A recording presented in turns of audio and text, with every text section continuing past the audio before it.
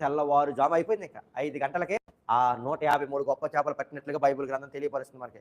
మరి ఈ మధ్యన ఏమవుతుందంటే పేతురు విరిగిపోయాడు. పేతురుని విరగ్గొట్టాడు. ఎలా విరగొట్టాడు? అంత నైపుణ్యం ఉంది నాకు చేపలు పట్టడంలోను అని వెళ్ళాడు. 6 గంటల నుంచి రూపి 9 గంటలకి ఏ చేప పడలేదు. మధ్యరాత్రి నుంచి 4 గంటల సమయానికి ఏమీ పడలేదు. రండి ఇంకా మన వల్ల కాదు. ఏమి రావాలి?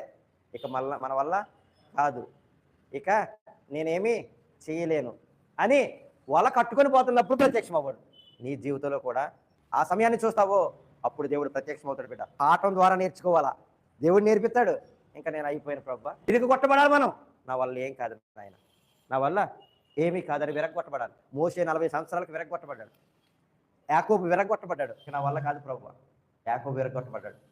అలాగే పేతురు విరగొట్టబడ్డాడు. పర్సెంటేజ్లో ఉన్నాయేమో నీ దగ్గర 100%, 75, 50, 25, 0% వచ్చిన ప్రత్యక్షం అవుతాడు, నిన్ను లేవనెత్తాడు.